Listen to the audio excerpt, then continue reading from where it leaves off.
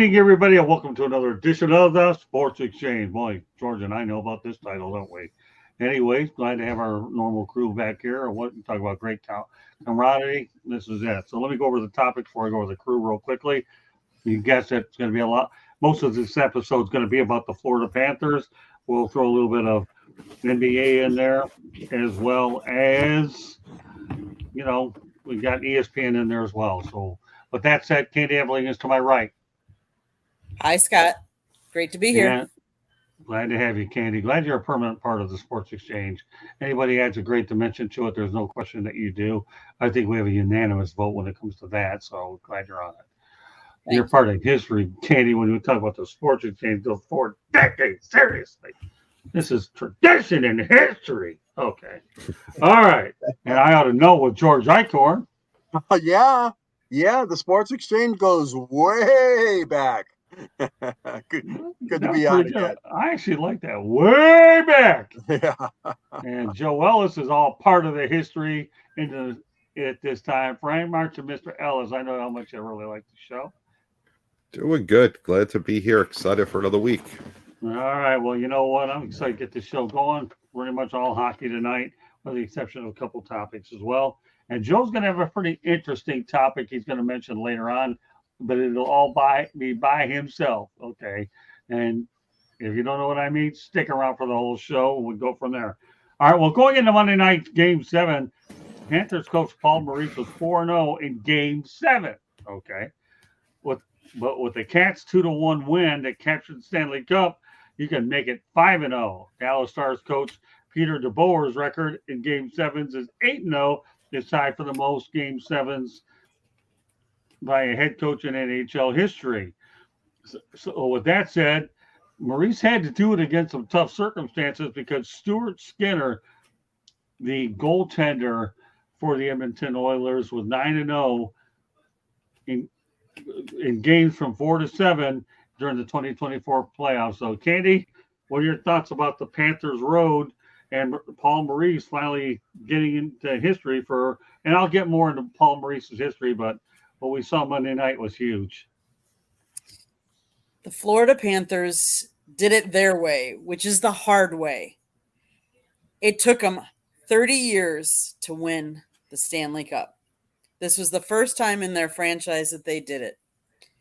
There's always storylines that you can make on when any team wins a Stanley Cup. The fact that they won the first 3 games, lost the next 3 games. There were so many Florida Panther fans down here nervous.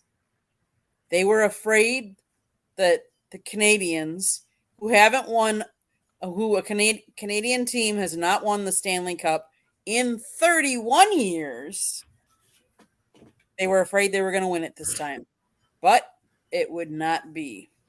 There's always going to be some records. Somebody was this and oh and that and oh, but they didn't want to go down. And I hate to bring that team up to 2 of these gentlemen on this panel. They didn't want to be like the 42 Detroit Red Wings. Yeah, I was waiting for that. Yeah, what's tough about hearing that coming from the Milwaukee Admiral, not even in the league. But I got to hand it to Candy, though. She does her research. And George and I just got stung. But anyways, got to give Candy her due. Got to give her due. And that's what she did. Keep going. You can stick it into us a little bit more. No, I mean, kudos to them. That they fought really hard the first 3 games. I would say the next 3 games, Connor McDavid had the best of them. And, you have to give a lot of credit to Sergeibobrovsky because he played a really good series. He had a couple of bad games. I get it. And that's why they lost those games. But had he not had some of the really good saves that he had, they would have not have won. They would not. I heard a comment, actually. It was interesting from Matthewtkachuk, who used to play for the Calgary Flames. And he says out there, when he left Calgary, okay, obviously we're talking about the province of Alberta. You got Edmonton and Calgary. So maybe I got a few of my fans back, making sure Edmonton did not go ahead and win it. And yeah, maybe he did get a few, but to Matthewtkachuk's credit, more power to him, that he finally has a Stanley Cup ring, the first in his family anyway. So, George, I mean, Paulmaurice finally got it done. And again, we'll get into more details as well. But when you put Paulmaurice and peterbeboer, you know, they're both undefeated when it matters the most. Elaborate on that. Yeah, I mean, you know, Paulmaurice has been around long time in the NHL coaching ranks. He has a lot of respect, and so does DeBoer too. You know, I was kind of caught off guard when I heard the stat about that. No, Maurice has lost more games than any head coach in NHL history. The regular season, I'm talking about, not playoffs, but. The guy deserved it. I mean, this guy is what you'd call a gym rat. I mean, you know, he loves hockey. He goes back to the days of right across the river from me in the city of Windsor when he was part of the Windsor Spitfires and, you know, the amateur teams that he coached here in the Detroit and Windsor area. I couldn't have been more happier for Paulmaurice. I really couldn't. On the flip side, well, you know, what can you say? I mean, Edmonton gave it all they could. I mean, you know, to take it and stretch this out to 7 games, we'll talk more about that. But I tell you, it was a hell of a game. It was a hell of a battle. And, you know, Florida deserved the win. I mean, it was really a great series. I you know, back and forth. We saw what was going on, and Sergei did a great job in the nets. And obviously, Connor McDavid had a great series. We'll talk more about that. But yeah, I'm happy for Maurice. Maurice is a good coach. He's been a good coach. Some coaches have a tough time breaking the ice, so to speak, pardon the pun, and winning their first Stanley Cup. It took him a long time. So hats off to him and to the Florida Panthers. Well, I mean, Connor McDavid went ahead and won the Conn Smythe Trophy from a losing team. So yeah, go ahead, Joe. Listen, I mean, the fact of the matter is the coach had a 3-0 lead. They played tight, but when it mattered, he got his guys to do what they did the first 3 games. He kept them believing that they could win, you know, and they came out and they played their game. If you watch Game 7, that was a Florida-type game. You know, Edmonton was stifled except for one breakaway. It was all Florida style. You know, it was a great thing to see if you were a Florida fan, you know, and they took one of the best players in hockey out of the game. And that's all coaching. I mean, granted, the players have to execute, but it starts with the guy sitting at the bench, setting up everything with the line changes and, you know, putting the right guys out there and calling the right plays. And he did a fabulous job, especially being in a position where had they blown Game 7, you know, he would have been looked upon as one of the worst coaches in history. But, you know, he came back and he did what he needed to do in Game 7, and congratulations. Yeah, I think the one name that should be mentioned, I'm going to mention it too because I covered the Panthers for a year, is a guy by the name of Joel Quenneville. He's the one who actually got a lot of this turned around for a while. It's unfortunate that he had to leave due to a situation which I'm sure he probably has regrets over, and I know he's out of the league until they let him back in. But you know, working with Joel Quenneville, you know, during that COVID year, he had a veteran. I think he could have won a Stanley Cup in time had he have seen this whole thing through. And God willing, he'll get another opportunity. So, you know, I want to put a shout out to Joel Quenneville. I really do. But no question about it. Paulmaurice, to me, did an unbelievable job. You know, think about this guy. I mean, you know, he's been there, 2 years, right? And they got to Stanley Cup finals. And he won the second one. What else is there to be said? So let's continue with the Florida Panthers theme for a bit more. Florida Panthers added to this stat 76.2% of the teams that won the Stanley Cup after winning Game 1 of the best of 7 final. Now, I'm going to give everybody, I don't normally do this too often, so this is something that'll be a little bit different, okay? If you are playing the lottery, I'm going to give you a 4-digit number that you should consider playing, 2021. Why would I give you that number? Well, the Panthers won game one, okay, 2-0, and then they ended up winning the final one 2-1.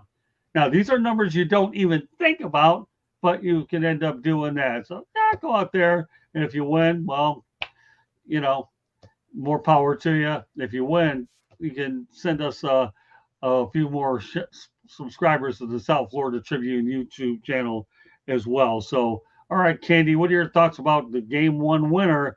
Obviously, it's a good omen for them. It was, I think, like Joe had alluded to, Florida played their game. And, one of the sayings in almost most sports that I've ever been associated with or watched, they always say defense wins championships. The Florida Panthers were the better defensive team. And that's what they did to Conor McGregor. They played defense a lot of that game. If you watch, they didn't allow a lot of fast breaks. They had the one break where they actually scored. The Oilers scored. But other than that, they really shut down the defense, and they really kept them off their game. And so I would say defense really wins championships. I think the Panthers, that last game, they didn't want to be the team that never won, the team that never got there, the team that always loses, the laughing stock. Because let's face it, the Panthers have been pretty much a laughing stock for many years. I was reading a stat that back in 2006, the Panthers were averaging that they were giving away over 4,100 free tickets. They were handing out tickets. In 2008, the team introduced the first-timer program where anyone with a valid Florida driver's license could get 2 free tickets to any game because they weren't getting fans in the stands. People in Canada were wondering, why would you have hockey in Florida? Florida's a hot state. Why would you do it? Well, you know what? They did it, and they finally won. They played their game. They played their heart out. They played game 7 like they played game 1.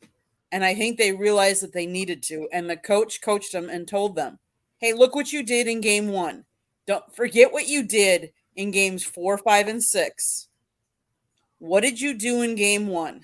You shut them up. You shut them out. Let's do that again. And that's what they did. Kudos. Sometimes these stats just don't lie. No matter how much we want to think that they may not matter at times. The ones I've already given you, unquestionably, between whether DeBoer or Paulmaurice, and now this 76.2% after game 1. You have to use them at some point. I know we talk about analytics and numbers, but these numbers are exactly what they are. So, all right, George, go ahead.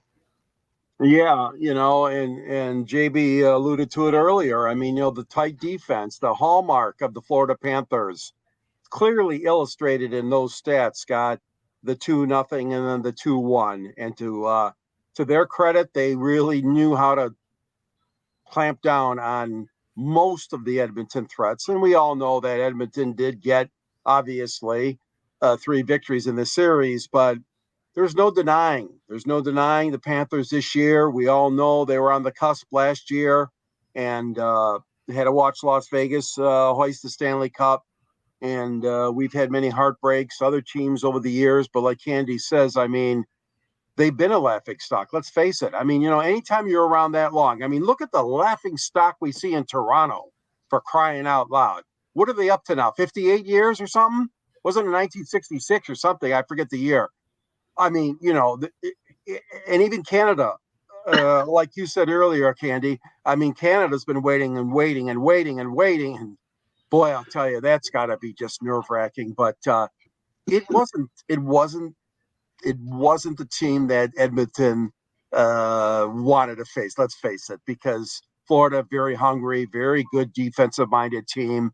Excellent, those 2 games, like you said, Scott, 1 and 7. Game 1 and game 7 were just epitome of that type of defense that they play and that we all knew and watched, like we're saying. So I'll tell you what, I mean, one drought ends and one drought continues as far as the 2 major stories go here. But yeah, Florida clamped down when they had to. Well, amazingly enough, Alex, we talk about sergeibobrovsky. He played his two best games on the first and last game of the series. Obviously it's hard to go out there and stop a Connor McDavid and the rest of that scoring machine. But when you think about it, Edmonton dominated game one. And if they could have put the puck in the back of the net in game one with the way they dominated, we could be looking at a totally different scenario that Edmonton would be the Stanley Cup champ. But we don't play these games called ifs, is what we don't do. And as a result, Florida got their deserved championship, and you got to hand it to them. Go ahead, Joe. Listen, it was just a nice thing to see because, when you're up 3-0 and you go on a 3-game losing streak, you have no momentum. There's nothing there, and you have to totally regroup. You have to start over and clear everything out of your head. Now, we all know professional athletes all say they do that, but we're human. We all have feelings. I don't care what anyone says. You went to bed being up 3-0, thinking you're winning this thing no matter what. You wake up, losing a 3-game lead. And even though the team's in won game one and you're at home, you're still got to be worried. The other team's got the best player in hockey on their team. They have speed, and you haven't performed in 3 straight games. What a great job for them just to come out and play their game. I am so impressed with that. It was probably one of the best games of the year to watch. Better than any other sport. I'll add more stats over the next couple of weeks about hockey. Tonight's focus is on the Panthers, but I'm going to tell you right now, the Edmonton Oilers played this series on house money is what they did. I don't think anybody expected them to win anyways. The fact that they took the Panthers on the brink to Game 7 and had them on their heels, I think even the last couple of minutes of that game, what I noticed from the Oilers is they simply ran out of gas. They were tired. But it was a mentally exhausting series. But the one thing we can't forget is that you're talking about two teams that have a distance between 2,541 miles in travel. So you talk about the 2-2, 1-1-1.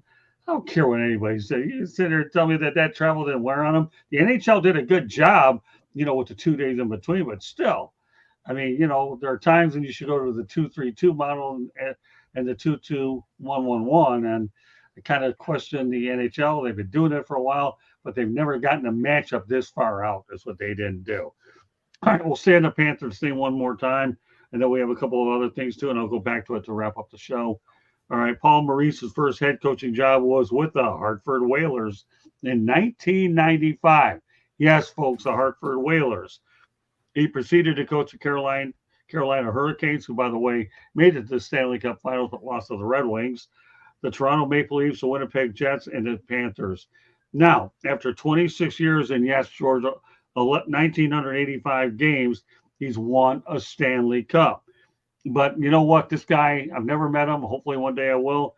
He said he hopes the Winnipeg Jets will win it next year. This guy put a lot of time into Winnipeg. And one of the toughest things about the Jets, small market Canadian team, is what they are.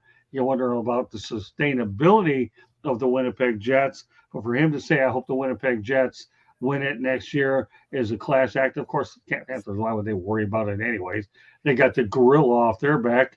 And this series for the Panthers is going to produce some retired numbers before it's all said and done. You already have one with Robertoluongo, who I'll address a little bit later in the show. So, Candy, once again, as Tommy Lasorda once told me, because God delays does not mean that God denies. And that definitely became the case with Paulmaurice. Paulmaurice was once the last player picked in the NHL draft, an afterthought almost. He never made it to the league as a player, and there were many times when he wondered if his name would ever be on the Stanley Cup. It took him 1,985 games, 939 wins, 4 different franchises, a team relocation, 3 times getting fired, twice by Carolina alone, and a semi-retirement to get him to this moment. Once he dreamed about for most of his 57 years walking the planet, and he had never experienced it until now. They're saying that he's the type of guy everybody respects, and it's because he's earned it. He doesn't expect people's respect just because he's the head coach. He does it the right way. He truly cares about each individual in this locker room, and it goes a long way. So, yeah, we all respect him as much. If you listen to some of his comments after the game, he talked about how and you hear this a lot, but how this team really cared for each other and built each other up. And it wasn't one of the things sometimes you see a star player and it's a me, and what all my individual stats. You really didn't hear about that. You heard about a team playing as a team for a coach. So good job. Kudos to him. George. Yeah, I had mentioned that earlier too about Maurice being such a hockey rat, if you will. I mean, I found one thing very interesting about him. When I mentioned about Windsor, Ontario, he's born in Sault Ste. Marie, Ontario, which is across the river from Sault Ste. Marie, Michigan. So, and then you got him in Windsor, and then he came over to coach a team called the Detroit CompuWare Ambassadors, or the Detroit Junior Red Wings from 1990 to 95. So there is that connection. Obviously, we know what a great job Peter Carmanos did to build his franchise in the NHL, and Maurice was part of that as well. I just think it's so cool because when he was with Windsor, they had the best record in the league, after he retired as a player, and he was 50, 14, and 2. Their record was back in 1988, the Windsor Spitfires of the Ontario Hockey League. And they rolled to the finals of the Memorial Cup, but they didn't get it. In the final game, they were upset by the Medicine Hat Tigers, losing 7-6. And next to the Stanley Cup, the most important trophy in hockey is what they call the Memorial Cup. All being said, this man has a wealth of experience. Like you guys said, a lot of it has been in the losing way. I mean, let's not be kidding ourselves here. I mean, he had a lot of suffering teams and records around the league. So he waited a long time. He earned his keep. He got it done. But boy, oh boy, he was with some great, really good teams in the NHL along the way, and also some bad teams as well. But I've always admired him. I always wondered, guys, that, I wonder why the Red Wings never took a chance on him. Of course, they got Scotty Bowman, Mike Babcock. Hard to argue with those guys, but Maurice was a good man. All right, let's go to the chat room real quick. Hawk Tua, go Panthers. What did I miss? Well, to be honest with you, you missed the first 3 segments, all dedicated to the Panthers. So if you decide that you want to rewatch it on the South Florida Tribune YouTube channel, feel free to do it. I do have one more segment, then I'll talk about with the Panthers, but the first 3, Hawk Tua, is what you've missed thus far. Glad to have you on, nevertheless. Okay, Joe, go ahead. Listen, it's the hardest playoffs to win, whether a coach or a player, and to be around and have that type of storied career and to finally get the Stanley Cup victory and to have your name engraved on the cup and to say you're a Stanley Cup champion, that's a great honor, and congratulations. Not much more to say about that. That's just awesome. Yeah. Hawk Tua. Can I say something? I want to say that I'm disappointed. I had 2 things that I was pretty disappointed with after I watched that game. And one was the Panthers fans booing the Conn Smythe presentation that was supposed to go to McDavid, because he is the best player in hockey. Right. You should never be booing someone that earned that. He earned that trophy. Right. And in a losing battle. But on the second hand, I was disappointed that he did not come out and accept that trophy. And I know it is hard. They just lost. But as a tennis player, you stand loser and the winner on the tennis court after, and you watch both the ceremonies. He did not have to watch the whole ceremony, but he should have at least come out, I feel, and accepted that trophy. So I was disappointed with the Panther fans booing him, but I was also disappointed that he didn't come out and get that trophy. Okay, that's fair. Okay, Hawk 2, yeah, we have a lot of great stuff on there. So when you rewatch it later, and I know you won't be disappointed. And we'll be doing some hockey stuff over the next couple of weeks or so. I just wanted to get a lot of the Panthers information in today. So, all right, well, we're going to go ahead and shift to the NBA right now. The NBA draft is tonight, and I think there's going to be more hype about a player that will be drafted later, either in the first round or into the second round tomorrow. The Toronto Raptors are showing interest in Bronny James with the number 31 pick. Can you imagine the impact of Bronny James in Toronto? He'll be bigger than Vince Carter. Can you imagine that? All right, you know what? I'm going to go in reverse order this time. Joe, what do you think? He's not ready for the NBA. It doesn't matter where he plays. It's a joke. It's LeBron being LeBron. It's horrible. It's stupid. It's a farce. Might as well put all four of us in the NBA. Put Caitlin Clark in the NBA. Right. You know, put Mad Dog Russo in the NBA because we're all just as qualified as Bronny James at the moment. Yeah, I mean, the reality is, but I'll tell you, if he does go to Canada, you know, they'll take Bronny James on. He'll definitely sell some tickets out there, and you never know. I mean, if one team is high on you, and that's the coaching staff. But yeah, I don't think he was ready to come out. I think he should have stayed another year in college ball. That's for sure. So, all right, George, go ahead. Yeah, I have to agree. I mean, you know, for me, it's still way too early for a lot of these kids coming out in the NBA. You know, I'm more of a traditional guy like that, and would wishes that they would stay at least through their third year if they're in college. But I know that doesn't happen anymore. For most of the stars, it's one and out, two and out. Now we're getting guys from the G League. We're getting guys from European leagues.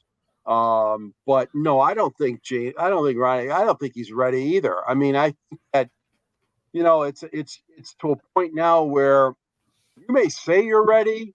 You may have an agent that says you're ready, but take a step back and look at the whole situation. And money's great. Most of them are not ready when they come out. Andy? I think, honestly, the only reason why he really wants to come out is because he wants to play either with his dad or against his dad. And I think his dad is getting so close to retirement that is the reason why he's kind of being pushed, maybe even by LeBron, because everyone's known that LeBron wanted to play with his son. They wanted to be on the same team. And so how do you do that? You got to declare for the draft so I think that's the only reason really why, and maybe not the only reason, but one of the big reasons that's the driving force of why he's in this draft.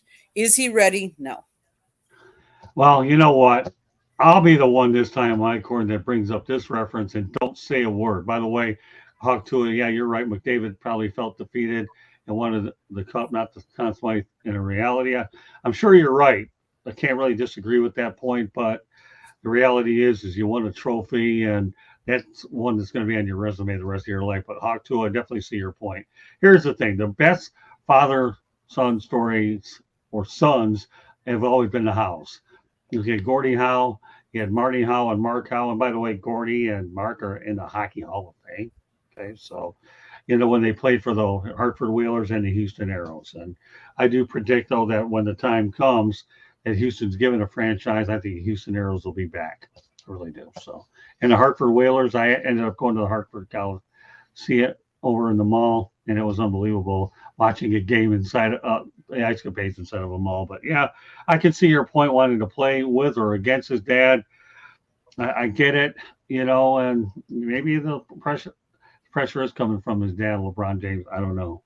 All right, well, you know what? This is a hot topic last night, so that's why I'm going to bring it back on tonight. ESPN is offering Stephen A. Smith $18 million per year. He wants $25 million. All right, Candy, how do you see this one playing out? ESPN has lost so many of their good talent. And maybe not lost. Maybe they pushed them out because they can't afford everybody.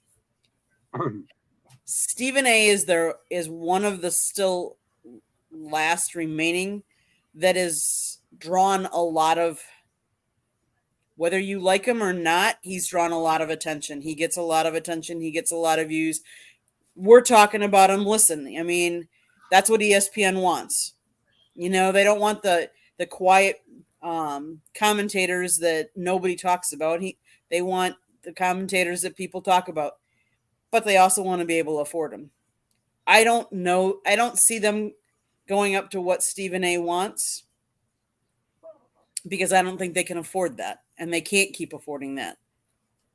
But do I see Stephen A on some other spot getting paid that? Who knows? It could happen. I sure wouldn't pay that much for him, but nobody's handing me, millions to talk though either. So It's okay. Well, you're worth more than millions to us, anyways. But the reality of the situation is, if Stephen A. Smith thinks he's going to get 25 million, he'll do it on a late night show that isn't sports related. But while we have Candy talking, I know we've been blowing through the show pretty quickly. Why don't we take a little station break before George and JB kick in? So go ahead. So the South Florida Tribune Publishing Company published a book last November, actually. It is written by Scott Morgenroth, and the foreword was written by none other than the George Eichhorn. Both of them are on the show tonight. The book is Lessons from the Microphone, Tuning into the Enduring Wisdom of Visionary Leaders. It's available on Amazon, Google, Barnes & Noble, Kindle, Apple, Google. And the audio version, we're working on it. It'll be out later this year. That's all I'm going to say, to be determined. Go to our website, www.southfloridatribune.com. You can see George's writing. You can see Scott's writing. I think even JB's written. I've got pictures on there, but also go to sidelinesportsnet.com. There's actually great articles on that website as well. Both places, go get your sport news and great articles. If you like to listen to podcasts, catch our audio version of our show on iHeartRadio, Google, Apple, Spotify, or wherever you get your podcast. Please hit that red subscribe button. If you see it, that means you have not subscribed yet. I honestly do not know why you haven't. Please do so.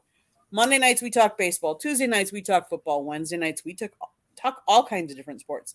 Thursday nights, we have Fire Up, talking all different sports again. Preceding this show tonight was Scott, the Motor City Madmouse show on nofilter.net. Go check it out. It's a one-on-one interview show.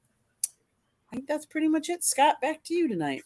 All right. Thank you very much. Also on Twitter /X at Tribune South. Joe Ellis does a great job helping us share the content. But that said, since I have Joe Ellis in my mind, go ahead and let's talk about Stephen A. Smith value. Chuckles the clown. Yeah, right. He's got great value. ESPN's not going to pay him what he wants, but people hate him or love him. There's no in between, and people like to watch. When you hate somebody, you tend to watch. When you love somebody, you tend to watch. So he'll get the money somewhere.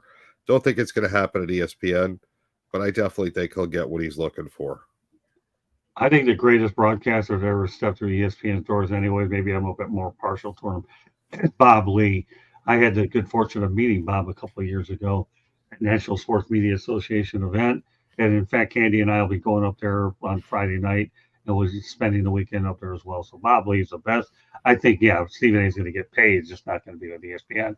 And I wouldn't be surprised if he goes out there and jumps out of sports. So many great people have left sports to do other things, and they've done fine with it. So, all right, George, you can wrap this topic up. Well, how about we have a trade here, folks? We're going to trade Stephen A. Smith for Charles Barkley. Barkley's already barking about leaving TBS and TNT. And wouldn't that be funny if somehow Stephen A. goes over there and then Charles finds his new home at ESPN? The money situation, that is something that I know Walt Disney and ABC and ESPN have a lot of money, but that is an awful huge demand for anyone in the broadcast business. So I don't see it happening either. But stranger things have happened. I mean, these guys move around sometimes. We never thought John Madden would move around as much as he did. Al Michaels moved around. I mean, we've seen it over the years. Some of the guys moving back. Musburger's another one from CBS to ABC, and the list goes on. It's possible he's going to get a new contract, but I'm not so sure, and I don't think it's going to be that much. And it's going to be with ESPN. That's too outrageous a demand, I feel. Okay, yeah, that's fair enough. And you know what? And one of the topics on next week's edition for the Sports Exchange will be Charles Barkley's retirement. That's for sure. I'd like to address that this week. I decided to spend the majority of the show talking about the Florida Panthers. So George Eichhorn was thinking the way I do. Then again, you have for 40 years, so what's the difference? So everybody's spoken on this one. So I'm only going to mention one more Panther theme here.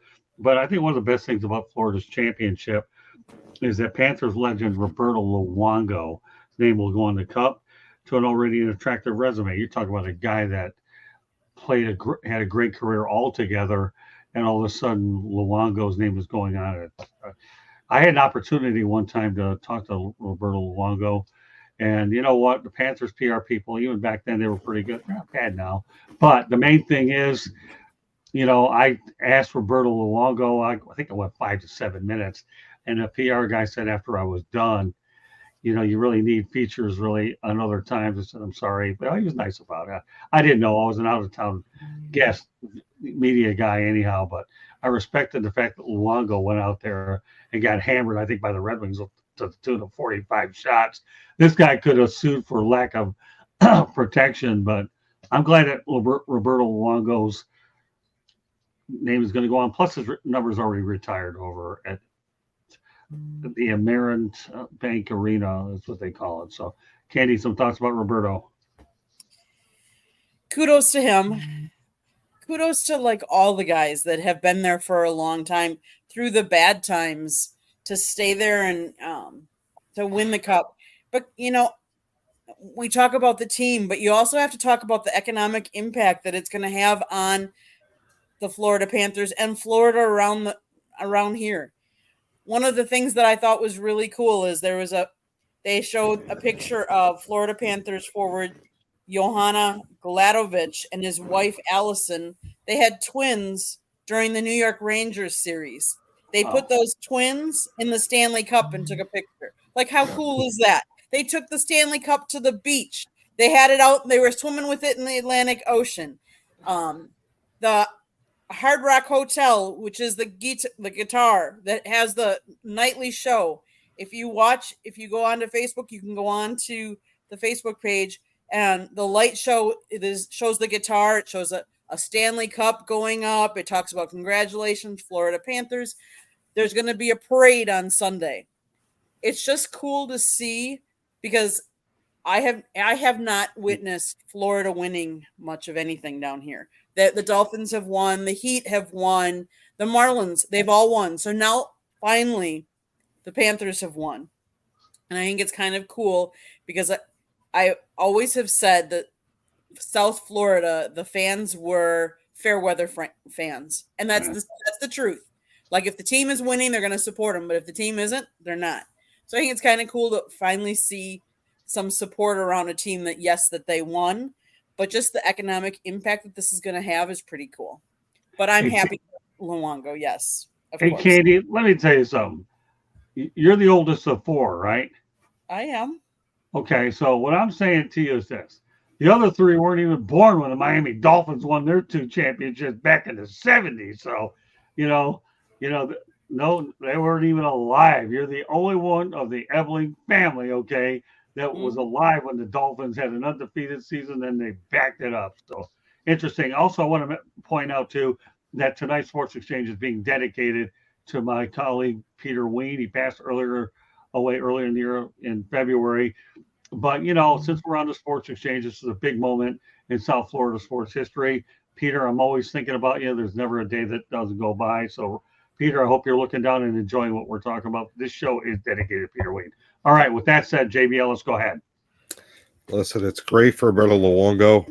It's great for the state of Florida. He's a long-time good player. I don't think he's a Hall of Famer, but he's just a really good player and a good guy. Congratulations to him to finally, get the to say he's a Stanley Cup champion. I mean, these guys, it's the hardest championship to win out of all the sports, the hardest playoffs to get through. You know, I got to give them a lot of credit. I agree. All right, George. Well, it's his first Stanley Cup, but it's not his first outstanding achievement. Looking back on Luongo's career, Winter Olympic gold medalist 2010 and 2014, a World Cup champion in 2004, the IIHF World Championship gold medalist in 2003 and 2004.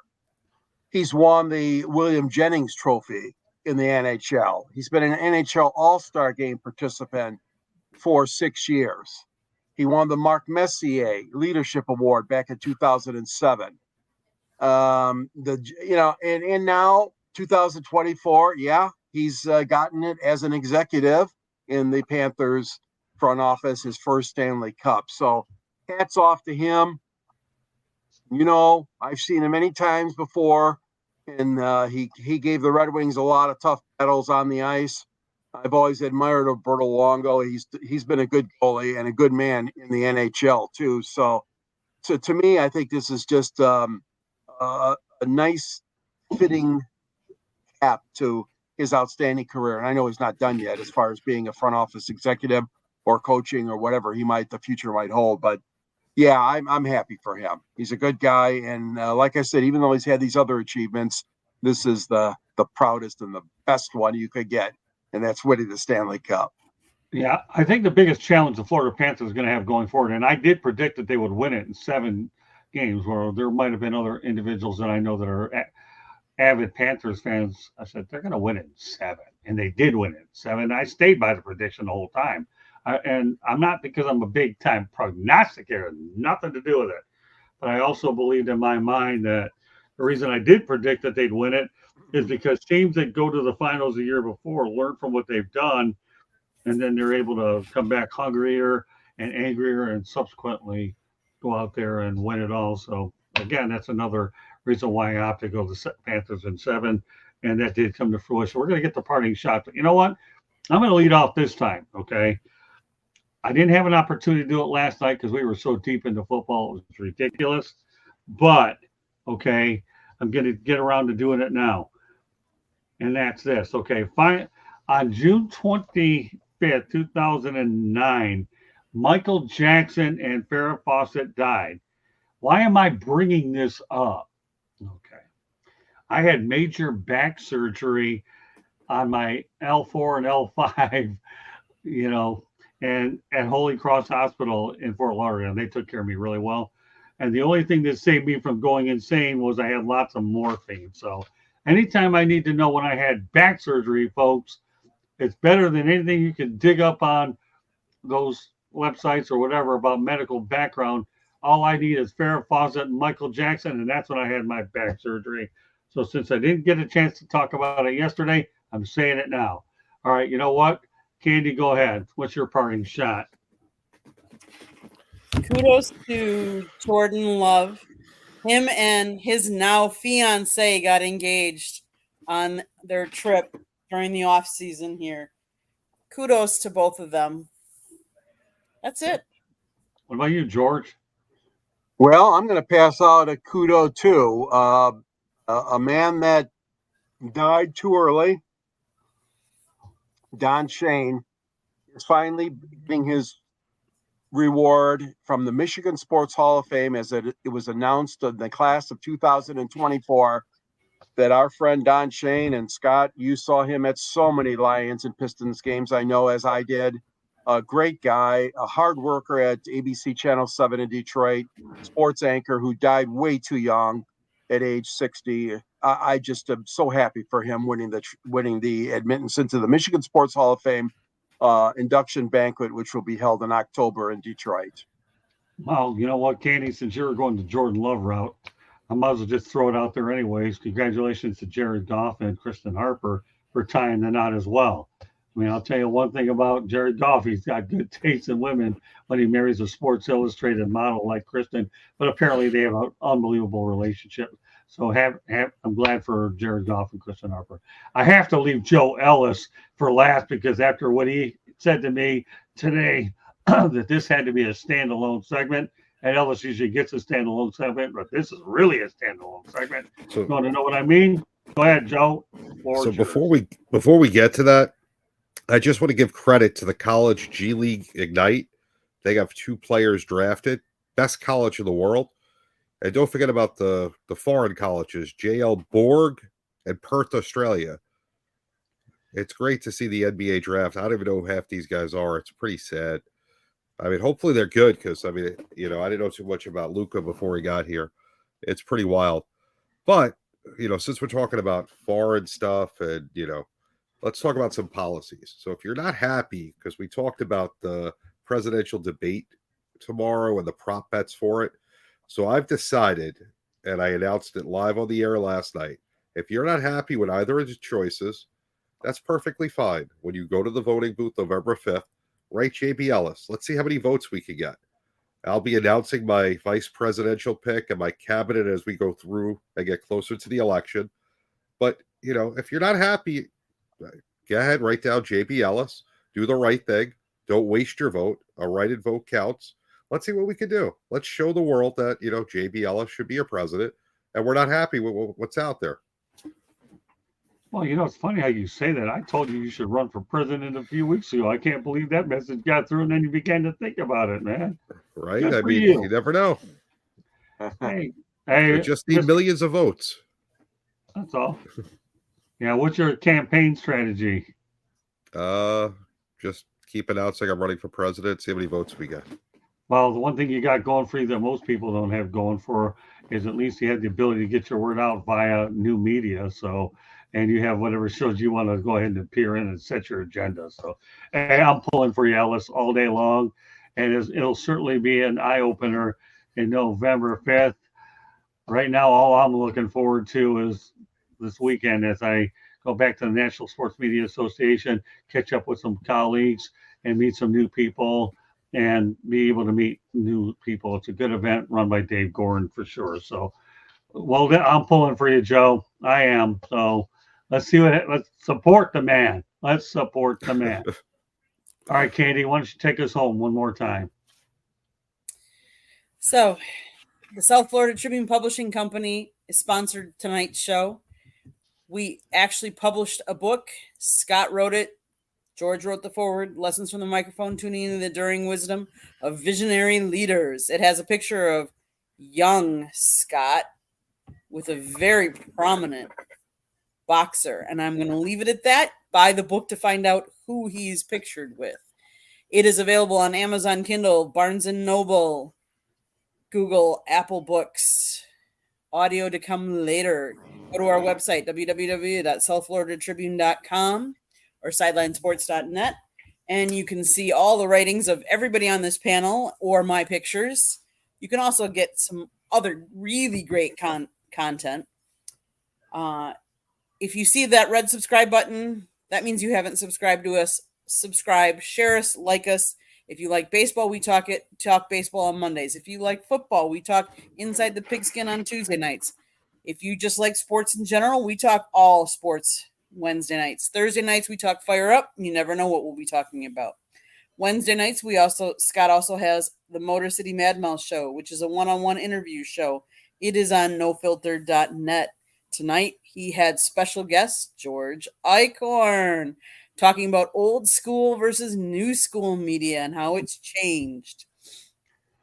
If you like to listen to podcasts, you can listen to any of our broadcasts. We're available wherever you get your podcast. iHeartRadio, Google, Apple, CastBox, Deezer, GeoSavin, all of those places. I'm trying to think what else. I'm going to run out of breath here. If you like women talking sports, you have to check out Chicks and Salsa. We're on Tuesday nights at 7:30. Chicks and Salsa, or Three Chicks in the Pod. We talk all kinds of sports. You never know what we're going to be talking about. Check us out as well. Let's see if you have any show ideas or have any comments that you want, you can email us, southfloridatribune@gmail.com. If you'd like to sponsor a show, you can call Scott, the Motor City Mad Mouth at 954-304-4941. If I missed anything, or more importantly, if you missed anything, it is scrolling on the bottom of the screen. Go back, rewind, watch it again, get all the information you need to. Thanks, Scott. Okay, we're going to turn it over to Joe Ellis. Well, don't forget to go to sidelinesportsnet.com. Candy was gracious enough to design that for us. It's a fabulous website, has all the information, articles by Scott, George, pictures by Candy, articles from myself and all of our shows. Sideline Sports every Tuesday, 8:30 p.m. Confidential Wednesdays. And, you never know what other shows I may appear on, but we'll see you next week. Yeah, and next week we're going to be doing it at 8 o'clock p.m. Eastern time as well. We wanted to go in before July 4th, so we figure we'll do it a little bit earlier. And Andy and I might be covering baseball. A lot of it will depend on how we feel over the weekend, with a very busy trip headed to Greensboro, North Carolina. But right now, Sports Exchange is scheduled 8 o'clock p.m. Eastern time next Wednesday night, July 3rd. All right, go ahead, Joe.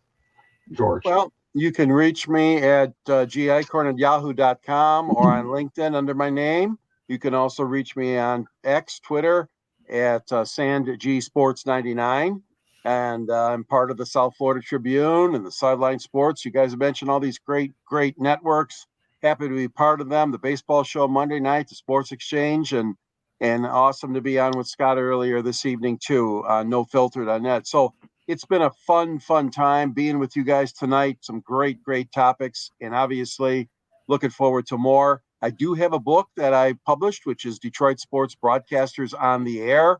And at the end of my column in the Motor City Tribune, oh yeah, Candy's got a picture of it over there. Forward by the late Ernie Harwell, Uncle Ernie to Scott and to me, and a great man. And also, there's all kinds of great pictures in there. Scott said a couple pictures too, but we won't say who they are. Well, you have to buy the book to find out. I like that line, Candy. I'm going to use it on mine too. And even this guy Eichhorn is with a couple of famous people, but I'm not going to tell you who. No. Buy the book to find out. Anyways, it's been a lot of fun. Thanks, guys. Had a great show tonight. And mind you, George Eichhorn wrote the forward on mine as well, so I did a good job. So thank you. So with that, go ahead, Candy. Oh, it's up in the right-hand corner. All these hand signals, man. I'm still trying to get used to my new glasses. I'll seriously. All right, but so I won't go on public radio or podcasting that I'm still not sure what a meme is, and I don't even worry about it. I got the smart people that can figure out meme and artificial intelligence and all that business. But anyways, I want to thank everybody for joining us here on the Sports Exchange, and on behalf of Candy Ebling, JB Ellis, George Eichhorn, and myself, we hope you have a great weekend, and we will see you next week here on the Sports Exchange. Good night, everybody. Good night, and congratulations, Panthers. Yep.